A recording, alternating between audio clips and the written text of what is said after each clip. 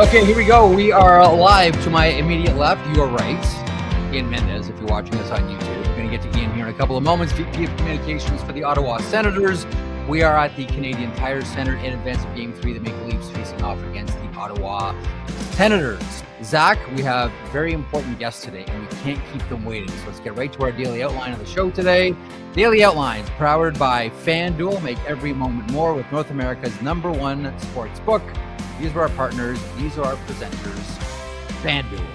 Coming up on the program today, we have, if I can look over this light that's right in front of me here, Ian Mendes is here in a couple of moments. Nick Alberga will be aboard. We'll talk about the Battle of Ontario and the return of Gabriel Landeskog. We should probably park a little bit of time as well to talk about the Edmonton Oilers and what happened last night. In the meantime, our feature guest, this is going to be a lot of fun. It's a little bit different. It's someone that's very comfortable in front of a microphone, or behind a microphone, I suppose. The VP of Communications for the Ottawa Senators, the great, as we used to always describe you in media. Yes. The great Ian Mendes. First of all, thanks so much for stopping by. I know it's a busy day. Yeah, but it's great to be here. Great to have you guys in Ottawa. And I love, when I looked at the lineup there, it looks like almost like a baseball lineup. And you got me in the leadoff spot. We just need you to get on base. Enough. You got to get you on base. You know what? Just get on first and steal second. Get a runner in scoring position. Yeah. That's your job, Mendes. Okay. So as the VP of Communications, first of all, before I get to what a normal day looks like for you and then what a game day looks like for you, I think people will be curious about that. How's it been working on this side? Because for the longest time, it was, the editorial, Ian Mendes, radio, television, writing for The Athletic. Yeah. How has the transition been? It's been a real, I think back, and I took this job, Jeff, in August. Yeah. Whiplash is probably the best phrase. You're like, I can't believe, to go from here to there. Sure. It's quite a case of whiplash. Yeah. But it's gotten more and more comfortable as the years unfold. It's such a great group to work with. Starts from the top with Michael Landauer, and I know you had him on the pod a couple weeks ago, but he sets the tone. Steve Stales has been great. Travis Green has been great. And it helped. I had a bit of a professional relationship with the players, right? Having covered them.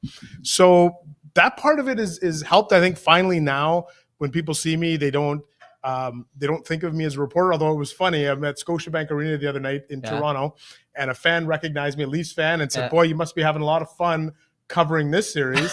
And so I had to tell him, actually, I'm not. I'm working for the team. Yeah. And he's like, oh, that makes sense. He's like, because I have a little Senators lapel. And he's like, I was wondering why the Senators reporter had a Senators pin. I was like, okay. That was pretty good. What is the, I think that I have an idea of what your job entails, and I'm sure you had an idea of what the position entailed.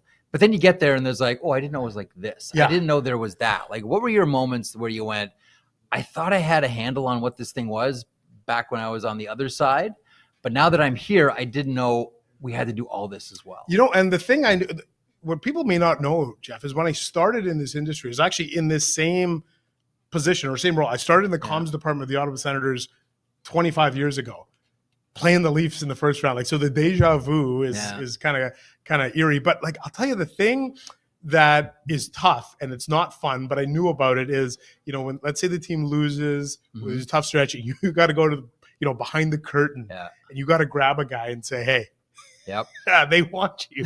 That it's not fun. It's not enviable. But it's helped, I think, myself and Sylvain St. Laurent, who's a longtime reporter here. We're kind of leading the comms department.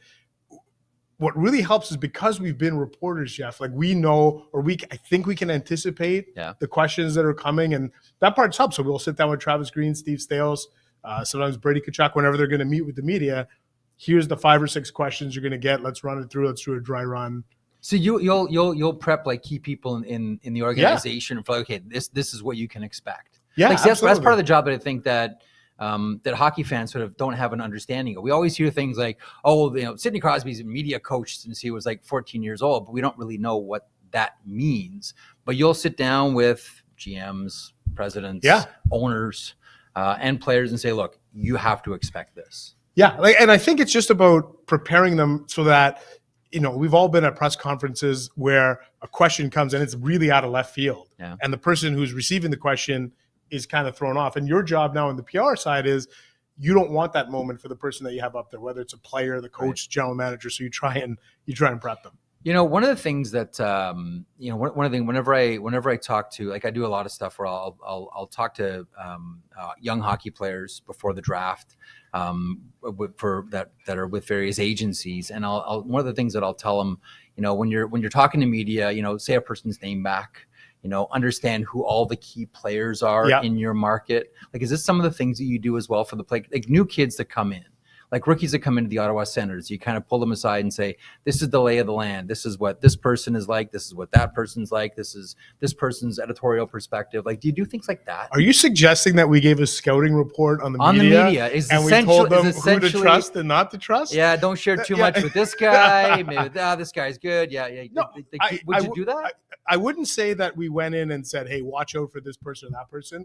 But more just like these are the names in the marketplace. Yeah, for sure. Like, and I think, I think our key, like Brady Tkachuk is unbelievable. Like, I knew on the other side of the fence, like, wow, this guy is really great. He's great to deal with. Now being on the inside and understanding how much he knows the market, knows what's being said about him. Yeah. I think fans are going to get a real kick out of this, Jeff, because Amazon is here.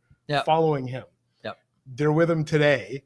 And I think when this comes out in September, it's going to be really fascinating. But he's been a guy that he's uber aware of the market. Like, he knows for sure the writers and the reporters and and he has on a first name basis with a lot of guys. You're on this side of it before for a long time too. And there's just like relationships that you build up. I'm really curious, and I think our listeners / viewers would really find this interesting. Walk us through a day and how different is, and I know that thing never turns off. Yeah. And I know that the ringer's got to be on loud, even if it's 2:30 in the morning and you get a call, you got to be on. But walk us through like whatever a normal day means for Ian Mendes. And you know what, Jeff, like, I don't know that there is a normal day, but I think that's what I wanted when I took this opportunity in the summer was I just wanted a new challenge, something different, something that wasn't repetitive, and it's not repetitive. And, a day like today, I'm trying to think of, like, it's hard to describe, but you're running around doing things like we have a ceremonial ribbon cutting before the game with the mayor of Ottawa, and you're planning the logistics for that, and but you're also working with Travis Green this morning about the media, and like I said, we've got Amazon here. There's not a typical day, but like usually I'll come in around 8:30 in the morning, but I won't leave till about, let's say, an hour and a half after the game. Right. So you're here till like 11 p.m. And just the amount of stuff that comes across your desk is fun. Like, if anybody is thinking about getting into a career in sports, I highly recommend comms, because it's something different every day. Mm-hmm. You're sort of touching every aspect of the organization, tickets, marketing, dealing with the players, hockey operations. All of that. That's one of the things I wanted to get to here with you as well. Like, I've always, and we were just talking a little bit about this off air, like how much the media landscape has completely changed. Even just a show like this, once upon a time was inconceivable. Yet here I am doing this show. You've seen so much change. You've seen so much come and go. I have a hard time offering advice to young people now because the industry is changing so rapidly. All I can say is, like, listen, when I first started, there were no such thing as podcasts. You had to go and work at a very small market, hope you got a break, and send out demos over and over and over again. Now all the tools are there. But for someone that wants to get into comms, how do you do it? Boy, you make such a great point, because when I broke in, I graduated from Carleton in the late 90s, the journalism program. And back then the path was, you would start out, you got to go to like Lloydminster. Yeah. And you got to work, and then maybe they'll notice which side of the border, and then you'll go to Regina, and then from Regina, maybe you can get yourself to, you just work your way up. Yep. And that's really not the case now, and that's what's devastating about, not to get too deep into the weeds about journalism, but that's what's devastating, I think, about losing that local journalism in these types of markets, because where are young people going to sort of cut their teeth, right, when it comes to reporting? So the one thing I always say, and I'm fortunate enough to teach a journalism class at Carleton, is I try and tell the students, like, look, the appetite for content hasn't changed. In fact, I think you would agree with me. You could argue it's gone up in the last 25 years. The appetite, the mechanism of delivery is what's changed. And like you said, imagine 5 years ago saying that you'd be doing a podcast. Sure. You wouldn't have envisioned it, but yet here you are. See, and now, so all the tools are there for anyone that wants to start a career. Yeah. Can do it. And, I always say to younger people getting into the business, like, if no one's listening or if no one's watching when you start, that's a good thing. Yeah. You make all of your mistakes. Get it all out of the way. No one's listening. Like, oh, why would I do a podcast? No one will listen. Good. You'll learn your voice. You'll learn how you talk yourself into corners. You'll learn your crutch words and all of that. And you'll do it when the stakes are really, really low. Get your boom goes the dynamite moment out of the way, right? Let me ask about a couple of people in your organization and how they are to deal with. And you mentioned Travis Green. I got a real soft spot for Travis Green. I really, really like Travis Green. Probably the best poker player, I believe, in the NHL as well. He's notorious. Yeah. What's he like to deal with? Give us like the coach, Travis Green. It's great because I wish, and I say this to him all the time, because we'll go into his room and we'll say, okay, here's the 6 or 7 questions we think you're going to get. Yeah. And a lot of times he'll give a biting, sarcastic, funny answer. He'll joke around. Yeah. Then he gets out to the podium and he's fairly straightforward. And sometimes we'll say to him, how come this Travis doesn't come out to play more often, right? Like the guy that's in the room. But he is, Jeff, I think he's exactly what the program here in Ottawa needed. Like I think where the guys were at in their rebuild, they needed someone who was firm, but he also understands the modern athlete. And I think he understands the role of the media, and he understands that it's an obligation for him to do, but he's a great communicator. A great example is the other night, Drake Batherson had a tough go in the overtime. Travis had a couple of conversations with him to make sure his head was right and where he was at. I'm not sure. So I think he's got a little bit. I'm sure he's taken some Pat Quinn, right? He had Pat in the early 2000s, and you think of some of the coaches that he would have had. Al Arbor a little bit, and Milbury, and you go through. But he's a great communicator, and I wasn't sure. Like that was the question I had about him: is he a great communicator? He's a phenomenal communicator. One of the things I was interesting. You mentioned Pat Quinn too, and the influence, and you still see it in the NHL now. And you mentioned Travis Green. One of the things that I always admired about Quinn was when the game was on, he would let players have it. But the minute the whistle went and the potential for the camera being squarely pointed at Pat Quinn, silence. Nothing. Standing, stately, not a word. Yeah. The puck would drop, and then he'd get right back in and rip on his guys. Like he was one of those guys that was like kind of ahead of his time. Like he understood media.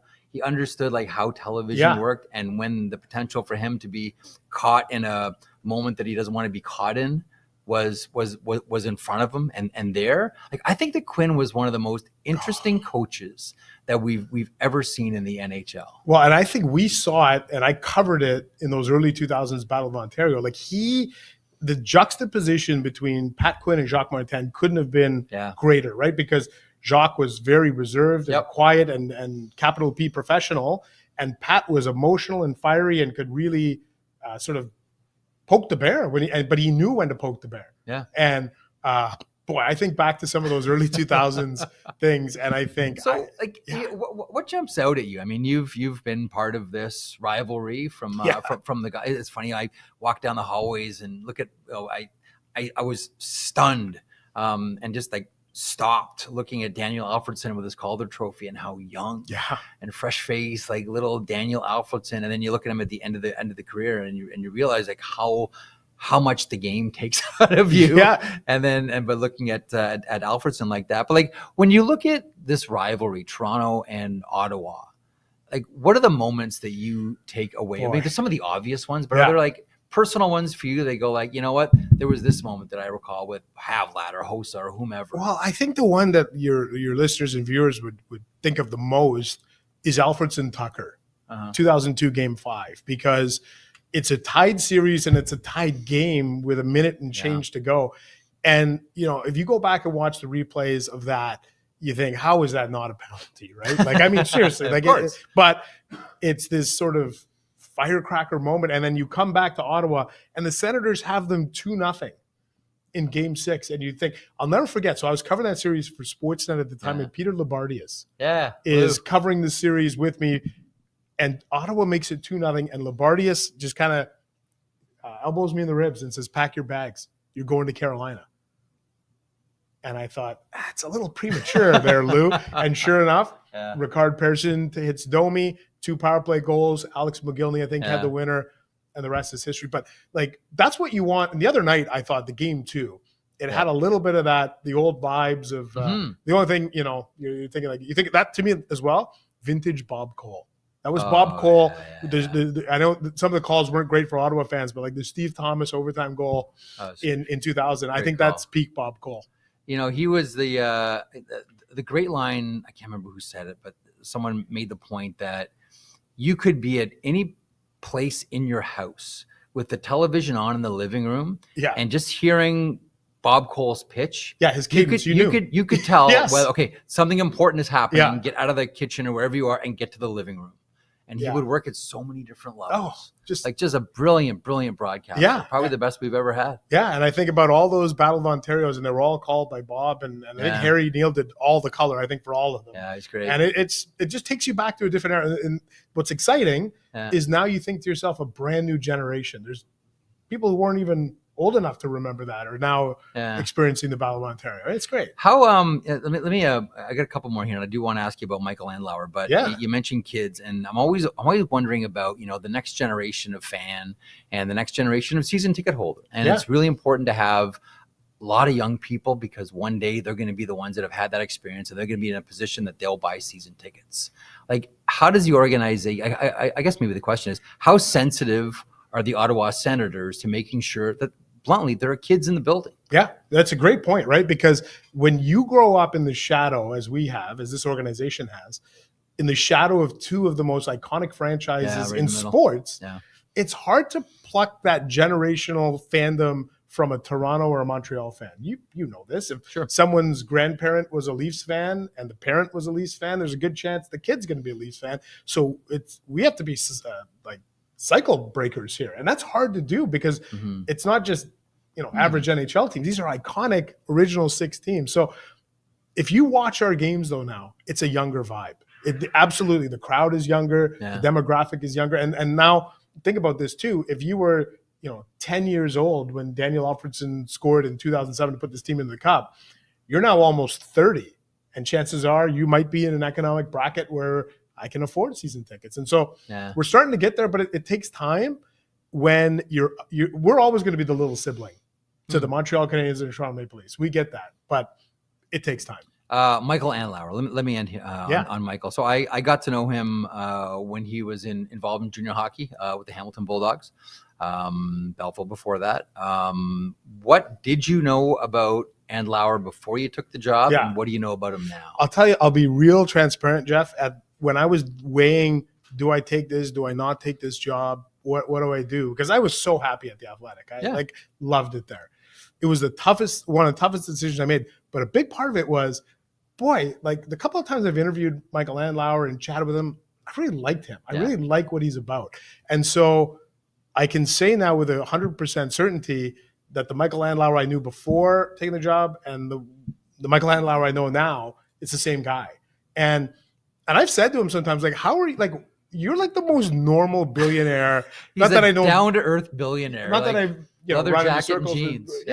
But he's so normal and great. You know what? The one thing, fantastic sense of humor, like cutting, funny, sharp, and sometimes he that humor leaks out in public and he makes some jokes or whatever. But fantastic sense of humor. But just the most grounded individual that you could think of. Wonderful guy.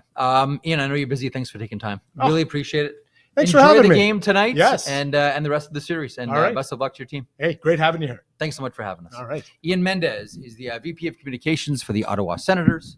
He joins us on the sheet. From Ottawa, we will turn our attention to the Toronto Maple Leafs, who we'll see in action tonight. Max Pacioretty is aboard. We're going to shuffle chairs here in a second and bring aboard Nick Alberga in a couple of moments here. A couple of things from last night. Good on the Dallas Stars. I really did not think that the Dallas Stars had that game in them. As you've heard me say before, I cheer for people. I don't cheer so much for teams. I was really happy for Tyler Seguin. not just what he's been through this season with the injury, but what he's been through in his career.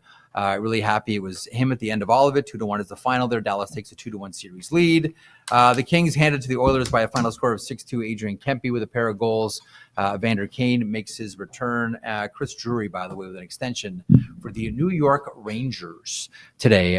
Montreal down 2-0 to the Washington Capitals. Are you setting up a printer? Because the one thing that we know about Nick Alberga is he travels with a printer. And for that, I love him. This segment is a presentation of JP Weisers. JP Weisers, proudly Canadian, celebrates the moment with limited edition Stanley Cup bottle, the perfect match for you and your game night crew, because the playoffs are best enjoyed with great whiskey and good company. Now you and your friends can lift the Stanley Cup bottle for Canada with JP Weisers, official whiskey of the NHL. For 165 years, JP Weisers has been woven into the fabric of Canadian celebrations, bringing people together to raise a glass to the passion and pride that fuel Canada's game. From Leafs Morning Take, the one and only, with a printer in hand or in I'm tow. taking heat for this. Why? I don't know why you're taking so much heat for the printer. Nick Alberga joins me on the program here. I don't know why. First of all, I'm impressed at the level of professionalism and a little embarrassed at myself. I'm supposed to be like his 30-year veteran. You bring a printer on the road. Buddy, this is not my first rodeo, I think is the line. But yeah, getting a lot of heat. And then the next thing I know, your producer, Zach Phillips, bombarding me with emails about printing stuff off for you. So yeah, it's true. First thing I said to you, hey, man, you talk to Zach and print off some of my promos for me. Okay, so the big news around Leafland in advance of Game 3 here, Robertson out, Pacioretty in. And this is why they brought Pacioretty in the first place. Regular season is a regular season, but this is why Pacioretty's a member of the Maple Leafs. It's exactly it, right? And taking nothing away from Nick Robertson, I just don't know the fit was there. I was joking with Rosie on today's show. It all but guarantees when Nick Robertson returns, he'll score a goal. So, like, if you're the Leafs, you're like, we got a goal coming our way when Nick Robertson comes back in the lineup. But I think, and maybe you can speak to this, like the road aspect of this series. And I think the matchup game will be very, very intriguing. I still wonder from the Max Domi standpoint, I know he scores the winner last game, but that line hasn't been particularly good. But I think from a physical standpoint, it makes a lot of sense to insert Pacioretty. The only thing I wonder about his age, he hasn't played since February 8th, but I know he's been ready to play this game at least. Yeah, I mean, the thing about Pacioretty too is, I always love players that have sort of evolved their game throughout their careers. And maybe the best example, or maybe the one you could look at and say, even though they are similar players in one sense, but they are very different. I look at how Gary Roberts changed his game. Mm-hmm. Gary Roberts came into the NHL, and the story at the combine, couldn't do a chin-up. And then he turned into like a beast by the time, after the injury, and he went to Carolina and became like the poster boy for physical fitness and rough play. And I kind of look at Max Pacioretty. I mean, Pacioretty came in as a goal scorer, right? And now he's the finisher check guy and plaster guys along the boards. And the offense is still there, not like it used to be, but when you want like a shot of physicality in this lineup, it's no surprise that this is a guy that Craig Berube is going to lean on. I think he deserves a lot of credit, because I, for one, had been vouching since the rumors of the PTO came out in training camp. Yep. And I thought he'd provide like a secondary punch. I didn't really think about what he would mean physically. And I think the player deserves a lot of credit. We've been wondering all season long the dynamics of that conversation with Tree Living, with Berube, when they wondered about the fit for Max Pacioretty. But I think that's the aspect I've been blown away by, is like he's their heaviest player up front in terms of physicality. And I think will bring a different sort of factor to this series that we really haven't seen. I think Ottawa's been right on par, I think, with the Leafs physical wise. And I think he's a different type of player than a Nick Robertson. But I think to your point, it's never too bad to have that sort of box check, but also the fact that he's a veteran. He's been there before, a former captain of the Montreal Canadiens, and has scored goals. And he wears the number 67, Jeff. I love that. Robert Schwela, I believe, would have been the last before Pacioretty to wear the 67. I did love Robert Schwela. Let me ask you about Max Domi. Biggest goal of his career? Pacioretty? No, Max Domi. Domi? I was going to say Brandon Kozin. Didn't he wear 67 too? Oh, did he? I think that could be a trivia question. Domi, I honestly felt genuinely great for him. It has been a difficult year for Max Domi. I've been a big backer of Max Domi. I think he is a proven playoff performer, a second half performer. I think he deserves a lot of credit for fine-tuning his game. If you noticed a lot in the video in the morning skates, he's always out there with the skills coach and working, and even getting on that line with John Tavares late in the season, just going through his reps. And I think it just speaks to the magnitude of the situation too. Like, he's a homegrown product. I think you factor that in, who his father is.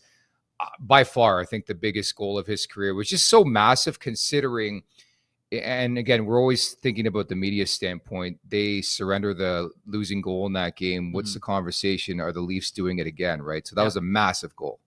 It really was. And a lot of that was enabled by Simon Benoit. The rush, first of all, that was a surprise. Great little drop pass. Ian just mentioned Harry Neal a couple of seconds ago, and I always think of the great Harry Neal line about drop passes. There's only two places you should ever make drop passes: at home and on the road. But there it was, great drop pass to Max Domi under the blue line. But that screen, that jumping screen by Benoit. I mean, how many guys have you seen that would make that play, make that drop, and peel off the other way to get back to position? He sticks with it and he goes in front of the net, and there's a jumping screen, which allows Max Domi to make that perfect shot inside the post. Look, I don't want to start a war with the calculator community, but Brad Treliving has done an exceptional job with this team. I know he's not going to win the GM of the Year award. I think Chris McFarland or Chris Patrick, one of the Chris's, I think is good for that award. Brian McClellan should, and he's not even a GM. You're right. He was the one that brought all those players in. Exactly. But I think when you look at the additions the Maple Leafs have made, even the Benoit move last year, right, where they add this guy, he's a depth blue liner. I still remember vividly me and Rosie put together like a quick 3-minute piece or whatever on Benoit. And I'm like, well, he's got veteran experience. He's a big body. He's played in Anaheim, D Factory, and he's getting a new lease on life. Like, you never know what's going to work out. In your wildest dreams, I think if you're the Maple Leafs and you sign the guy, there's no way you expect him playing in a Stanley Cup playoff game. But I think he deserves a lot of credit. There's been so many guys on this roster, Marek, that I feel have elevated their play substantially the last little while. The blue line's interesting. I always think back to what Tom Watt said about the blue line that he always liked. He described it like this thing. He said, for my blue line, what I want is virile, agile, hostile, dancing bears. That's what I want my blue line to be. Virile, mobile, hostile, dancing bears. So I worked with our mutual friend, Gord Stellick, as you know, doing the Leafs broadcast for the last, for a couple years. And I still have Marty Marincin PTSD. And my apologies if Marty Marincin watches this wonderful podcast, but that was the state of the Toronto Maple Leafs, the Justin Halls of the world. It's just night and day. And I think they use maybe Vegas as a model. You look at all those trees in Vegas, and St. Louis was like that when they won the cup. Exactly. Tampa. Yeah. Like, I just think that is what you need to be successful in the playoffs. And again, in short order, they've reimagined their blue line is what I'm looking at here. Yeah. Even the Carlo edition, we all saw the viral clip. Rosso was in the washroom. Hilarious when it goes down. But the Carlo pickup has been so monumental, I think, for this team in the body of work. Just helping a Morgan Riley who has struggled to find that D partner outside of, say, a Luke Shen a couple years back. And I think it just slotted everybody in a perfect position, but that's the biggest difference I noticed. Maybe they can't move the puck as effectively, but they're so big and hard to play against is important here. The thing we know about Berube is he likes his defensemen around the net. And, this is, to be blunt, this has hurt Morgan Riley. Like Morgan Riley, we don't see him skate the puck out. We don't see him pass the puck out. We don't see him starting rushes anymore. And that's always been his game. Morgan Riley's got to skate. But that's the way Craig Berube wants his defense. He wants the defense around the net. He wants him moving the puck. Puck goes in, puck goes out. Very simple defense. And I think you're right. Like, you don't win Stanley Cups unless you can defend. Yeah. That is the one constant through all of it. You don't need an $11 million goaltender, but you need to have a blue line that can defend. They don't mess around either. Like, I think, and we were joking about this the other day, how many flip outs there are, like the Jason Strudwick special. And I love Struddy right now. He's just killing it with his media game, but just off the glass, flip it out. It's just like really Jim Dory for the old folks. Yeah, there you go. His nickname was Flipper. But really different mentality, right? And taking nothing away from Sheldon Keefe, great, excellent coach. I just think their style, their brand is just so much different. But that's what I've noticed from the blue line. Like, when they get in trouble is when they're trying to do too much in their D zone. Now they just simplify the game. And I think the whole MO, if you will, is getting the puck to the big boys. And if you notice, the D are just really quick in getting the puck out of the zone. And that's a big difference because puck possession was the name of the game when it came to the blue line under Keefe. What have you learned about this team in the first couple of games against the Ottawa Senators? Now, again, they're not playing Florida. They're not playing Tampa. Mm-hmm. They're playing the Ottawa Senators, a wild card team here. Can you really – it's going to sound so insulting, but how much can you glean – from how different this team is right now after a couple of games against Ottawa? Well, I know there's a give and take, and there's a war in the market too, in terms of, a lot of people like the previous administration, people like this administration.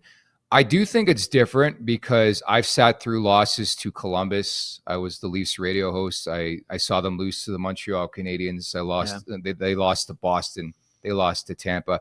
So I think it's significant that they're up in a series 2-0 for the first time since 2002.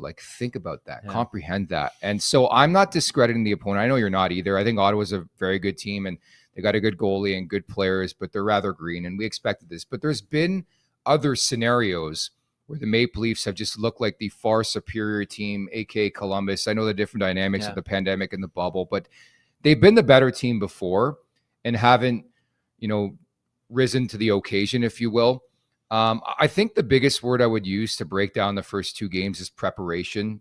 Even in what the players have been saying through the media, even Max, and he hates talking about himself, Domi.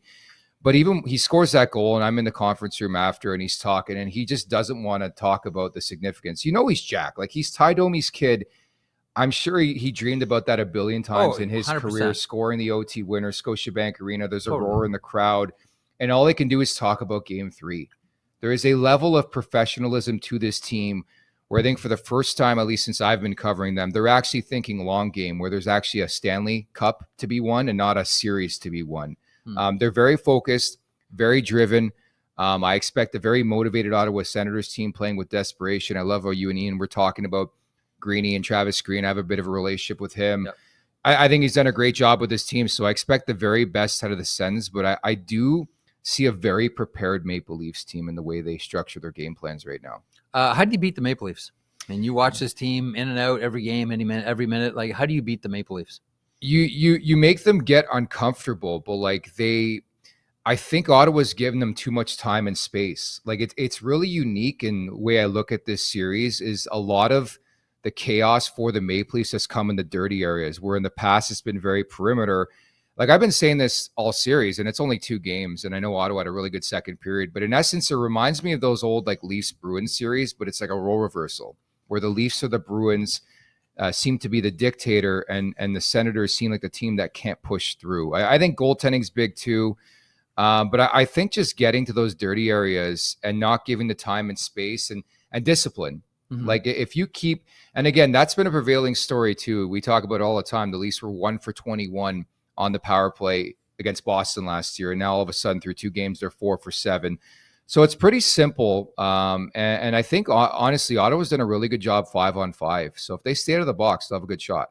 What are you looking for tonight? We'll wrap up on that one. Couple X factor things. I'm looking for a signature Austin Matthews performance. He's had him before in Ottawa. Exactly. You look to the first game of his career, scores 4 times in that one, but he's just had a weird year. And maybe it's hard to say or easy to say that after a 69-goal campaign, but I think a signature Matthews performance, I would go a long way. And killer instinct is so big right now. You have Ottawa on the ropes. This building's going to be buzzing. Leafs Nation travels well. And so I want to look at Matthews and be like, okay, you have 3 apples in the series. I can't stand when people compare him to Philippe Deneau. I love Phil Deneau. He's a great player, but Austin Matthews, the highest paid player in the NHL right now. Put your big boy pants up. Do your thing, score some goals, and will your team to victory here. Who's the home team tonight? Ottawa. I expect maybe 70-30. How about you? I don't know. Anytime that I put a number on it, I always have people saying Leafs, don't be surprised. Don't be surprised. Leafs fans will get in the building. That will be something special. But if you're Ottawa, you just play your game. Another guy I would look at, I think depth scoring has been a big story for me in this series. Anytime it's not the Fantastic Five, coined by David Amber, by the way, who was the guest on the Swanee Take last week. Great dude. But they got Riley 2 goals. OEL scores the first goal of the series. Like, you're getting guys and contributions from guys that are not your big boys, and that's a long way. So that brings me to Bob McMahon. I think he's had an up and down season. When he's hot, he's hot. When he's not, he's not. 13-game goalless show. Bob McMahon, if they can get something out of him, and we just talked about this newfound third line, Max Pacioretty with McMahon and Domi, if they can get one, the bottom six in general, I think has been a monumental part to the 2-0 series lead. The Lawton line is pretty much the third line at this point in time, but they're coming at, for the most part, because again, they had their blips in game 2, but they're coming at in waves, in the Senators in waves, and I think that's a big story too. See what happens tonight. Printerman. Thank you for having me, Jeff. Thanks, bud. You good to have someone on the team that's responsible. I got a lot of heat. We man, talked about this on Leafs Morning Take. Rosie called me a serial killer. Now all of a sudden, for bringing a printer on the road. Yeah. And I said, hey, like, we gotta break this down, because over some cocktails last night, Nick Caroli, Almo Delich and company, all on location here in Canada, and we discussed the printer situation. And I said, hey, like, how do you guys feel about that? Because I was having issues trying to set this thing up. And next thing you know, everybody's asking for a print. So I got 2. I'm holding them right now in my hand. A glorified runner now. Congratulations on the promotion. Thanks for having me. Nick Alberga from Leafs Morning Take here on the sheet. I want to remind you, your motorhome or travel trailer isn't just great for getaways. It's a moneymaker on wheels. Most RVs sit parked in the driveway. With RV Easy, you can rent out your motorhome or travel trailer and earn over $20,000 this year. Founded, owned, and operated by Canadians, RV Easy takes care of everything, including full insurance coverage provided for every single rental. And best of all, you choose when to rent and set your own pricing. List your RV for free today at rveasy.com, rvezy.com. RV Easy. Rent your RV, make money easy. Zach Phillips, our producer, is aboard. How was Greta last night? Two nights ago. Last night was rest night. Because you're back there tonight, right? Yeah, we're going back tonight. We're doing some man on the street interviews. I was telling you before, I'm a little bit nervous. Like, I don't really get nervous going on shows and stuff. I feel like I've got enough reps under my belt that's out of the way. Doing man on the street, in the back of my mind, I'm like, I'm going to ask stupid questions. This is not going to be funny. Like, I got to figure this out. That's where you get great answers, though. Don't be embarrassed to ask dumb questions. I've done it my entire career. That's where you get great answers, bud. So, but that's what we're doing. So we're going to Maple Leaf Square for a pregame, Vic and I. That's going to wheel around, do some man on the street, and then after we're doing the postgame show at Greta tonight. I'm excited. I'm excited. The buzz around the city is there. I was going to say, like, your Maple Leafs are in Ottawa. We're here for Game 3. What's the buzz back home, though? It's good. I mean, like, one of the things is the weather changes at this time of the year, and I feel like every year, right as it's getting warmer, that's when the Leafs are out. So then it just cuts down right away, and all of a sudden, like, you're not seeing the people walking around in Leafs jerseys and shorts and T-shirts and stuff anymore. You are right now. Like, I go to the grocery store, and that's what people are wearing: Leafs hats, jerseys, hoodies. Like, people are excited about this as this is going on. It feels like there's some good energy that's going on. Greta Bar the other night, right after, during the post game, people filled in with jerseys and hoodies, come in there to celebrate after and hang out. Like, it's a good vibe right now. It's exciting. There's some buzz in the air here, Jeff. A lot of buzz here in Ottawa as well. Today and tomorrow, the show here at the Canadian Tire Centre. Game 3 tonight, Toronto Maple Leafs facing off against the Ottawa Senators. Time now for the Crispy Inbox, presented by the Ninja Crispy 4-in-1 portable glass air fryer. Get ready to get hungry. Look at this. Meet the first of its kind, the Ninja Crispy portable cooking system. The power of a full-sized air fryer in the palm of your hand, so you can cook big or small batches. Just prep it, crisp it, serve it, and store it all in one. All right, the inbox, the sheet at thenationnetwork.com. That's the way to get in. What do we have in the Crispy Inbox today, Zach? Yeah, so we have a two-part question. This one actually ended up coming Okay. in after the Patrick interview. It was inspired in that one. So the first part of it, it says, "Good morning, Jeff. For the Department of Player Safety, have they ever had or willing to have a Lady Bing winner as part of the team? This would give a great perspective from the other side." And if you want to just start there on that one, the Lady Sure. Bing So, is Department uh, of Player Safety. I know that generally we look at the DOPS and we see, like, to be blunt, tough players, right? Brendan Shanahan was that combination of skilled and tough. Even before it was called the Department of Player Safety, Brian Burke was the sheriff, and had that title. We look at Stefan Quintal. We look at George Peros. So that's kind of the face of the Department of Player Safety. But it's not as if the department is exclusive to tough hockey players. I mean, Ray Whitney is a big part of the DOPS. Ryan Getzlaff now is a big part of the Department of Player Safety. So I think that they like having a combination or a mix of different types of players who see the game and play the game from different perspectives. So I don't think that it's no Lady Bingers allowed. You have to have 20 goals and 200 PIMs every season, but that's not the case. There's an open door policy there for players that put the accent on skill as opposed to toughness. The second part of this I do want to read. I think it's more fun and it'll be a quicker answer. I think I know what the answer will be, but and again, this comes from Dan Robinson, so thank you, Dan. But he says, now for the all-star idea, which has been shared before. Make the fastest skater players versus officials. Some of those linesmen can fly down the ice. I don't know about doing players versus officials. They are fast.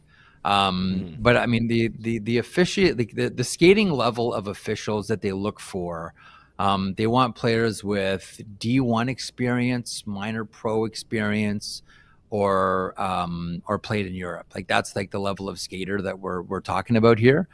Some of them are excellent. Some of them are really strong too. That's another thing. The days of the the referee with the boiler sort of waddling around the ice, those days are gone. These guys. They put in the hours in the gym. These guys are torn up like bad report cards, just like the players are, because you need to be able to move out there. You need to be able to move quickly. So I don't know that it'd be interesting to have them skate against players, because I think just bluntly the players would dust them. I do like the idea though of having officials do something at the skills competition. And probably skating is the obvious one. I think that would be interesting. Skating, not just forwards, but backwards as well. But you know me, I've always been curious about who's the fastest backward skater in the NHL. If that could do it with the players, why not do it with the officials? But yeah, I would like to get I'd like to see the officials involved in some capacity. Having said that, there's not a chance it's going to happen. I've asked about it before. No way, no how. Not going to happen. And I don't think the officials want to do it either. I think they want to break. I just thought about it, you want to get really stupid, but could be funny, is a test where it's it knocks people out at a time, Survivor style, where they start in the position where they drop the puck. So they're squatting. It's like a wall squat essentially, but just in open ice. And then the last person standing in that wins that challenge. Then you go to the next one and you have to have your arm up until you can't anymore. And then the last person with their arm up wins the challenge. Just keep going official-based stuff. By the way, on delayed penalties, are you allowed to change arms? I've thought about that. I was watching last night in the Colorado-Dallas game. There was an extended call. It wasn't that long, but it was long enough where I was like, I don't think I would be able to have my arm up anymore. Can you imagine he's got his arm up and then he puts it down and everyone's like, oh, he's changed his mind. The other arm goes up and it's back. It would be interesting, but it would be what you're presenting here is the idea of for a skills competition, which official can hold their arm in the air the longest. On a scale of boredom for a skills competition. Who's watching that? I understand what you're getting at. This happens while other events are happening. That, Zach? What's that? So Nikita Kucherov is doing his passing challenge, which was riveting the last time, and they're doing it on the side. So there's like a side corner picture-in-picture cam of Kucherov doing his passing and them with their arms up at the same time. Because then it's like, oh, wow, this event sucks, but hey, that ref dropped out. And then I admire your creativity. I just don't know how you would execute that to make it sound anywhere near interesting. Oh, no, it's really not. Really only to me. I could be wrong. I could be wrong. Games on the horizon. We are in Ottawa. Want to remind you, as always, the sheet is powered by FanDuel, home of the same game parlay. Make every moment more on FanDuel. FanDuel, proud to connect fans to the major sports moments that matter to them. And Zach, tonight we have a few games to go over here. Let me find my tab, and here we go. Thankfully, there are no 11 o'clock starts for our friends in the Eastern time zone. We have the Florida Panthers and the Tampa Bay Lightning. Man, that was a statement game 2 nights ago by the Florida Panthers. I expect a strong response from the hometown Tampa Bay Lightning tonight. We've pretty much spent the entire show talking about the Toronto Maple Leafs and the Ottawa Senators. Tonight, that series 2-love. The Maple Leafs look to take a commanding 3-0 lead. By the way, as an aside, just asking Alberga this a second ago, who is the home team tonight? What do you think the split is here at the Canadian Tire Center? I think Sens fans did a really good job of keeping Leafs away from the initial tickets. So I was thinking a little more towards the 70-30, like Nick said. The longer that it's gone on and the results of the first 2 games, I wonder if it pushes more in favor of Leafs fans and you get closer to a 60-40. It's 2-0. You can make a lot of money. Leafs fans are prepared to pay a lot of money for hockey tickets. It's an interesting. And as stupid as this is, Jeff, like I think Leafs fans want to maybe the way to put it is embarrass Sens fans to an extent here, where it's like we showed up in your building, so they'll buy 100%. Up those tickets like crazy. 100%. This is like, Islanders, Rangers, right? Islanders, Rangers, Devils, take your pick. Edmonton, Calgary. Vegas Golden Knights and the Minnesota Wild. That series is tied up at 1s as venue shifts to the XL Energy Center. Was asking this yesterday. I'll ask it to you as well, maybe rhetorically, because, the answer I have to say is yes. We're going to award the Conn Smythe Trophy after 2 games. Does it go to Kirill Kaprizov? Yes. It goes to Kirill Kaprizov. It's that simple for me. I think he's been unbelievable so far. I think he's the reason that series is tied right now. It's 1-1, so it's not like this thing has gone the distance here. Early. But I think it's because of Kaprizov, and I think if the Wild win this, it's going to be solely because of Kirill Kaprizov, or not solely, but it's going to be majority because of Kirill Kaprizov. You know what though, man? Matt Boldy looks really good. Boldy looks excellent. I know. Boldy's like that. And it's almost as if Minnesota feels like they're playing with house money, because next year they get their real money and they get, cap space to actually spend on players. This is the 1 year before the explosion that will be the Minnesota Wild. We'll see what Bill Guerin does with all that cap space and all that money. Winnipeg Jets lead the St. Louis Blues 2-love, but the venue shifts to the Enterprise Center. Robert Thomas and his lovely set of teeth. No one has teeth whiter than Robert Thomas. It's the Blues and the Jets. I have a hard time believing, Zach, that St. Louis won't have some type of response down 2-0, but back in their own building. It was good seeing Jimmy Snuggerud get his first goal the other day. I think that if, let's say St. Louis only gets 1, I think it's this one here tonight. They go back, got the building behind you. I don't think that they've been like out of these games either, or undeserving participants in them at all. So I feel like they get this one here tonight against the Jets. I feel confident in them. Yeah. Winnipeg looks good. Like Colby Cohen was making this point the other day. Like they don't stray from their system. Like they are just relentless out there. Like they have the system, they have their way to play, and they don't stray from it at all. It is clinical the way Scott O'Neill has this team playing. Zach, want to mention and welcome in a new sponsor here and partner on the program. Our friends at Budweiser are aboard for the playoffs. Budweiser is encouraging buds to make time for playoffs. not excuses. Every goal, every check, every win is better enjoyed with your buds. Phone a bud, text a bud, ping a bud, and call out their excuses for bailing on the playoffs. After all, the playoffs are the most wonderful time of the year. Make them count. When it's springtime, it's go time. Pleasure to welcome aboard Budweiser here to the sheet. As we wrap up here at the Canadian Tire Center, anything, I know you're excited about doing streeters. Is there any, as you were just saying a second ago, like asking weird questions of people on the street and getting goofy answers. What are you going to ask people tonight? I'm really curious because I haven't done streeters since I started in the industry in the mid-90s. What are you going to do for streeters? Yeah.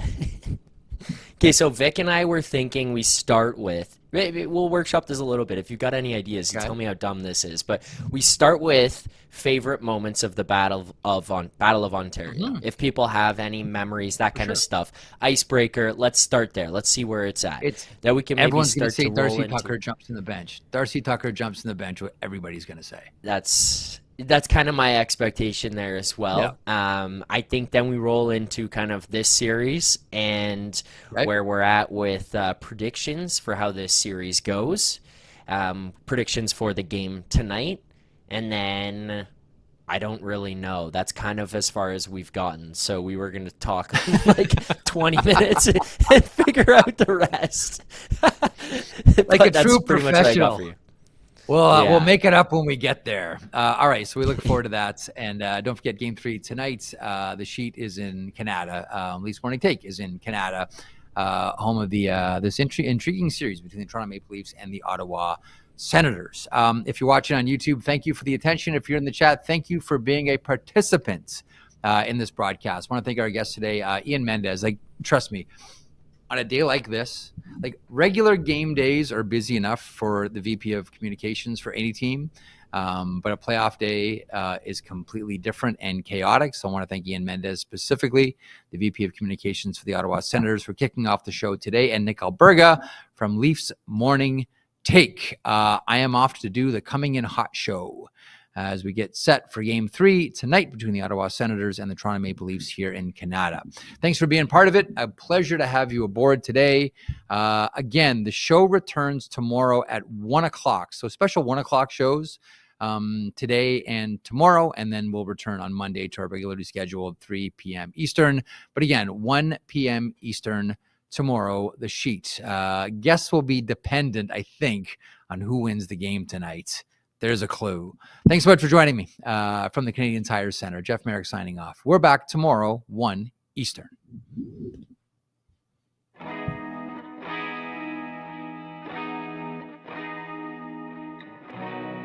If you enjoyed that video, and we certainly hope that you do, please hit the subscribe button right there here at Daily Faceoff.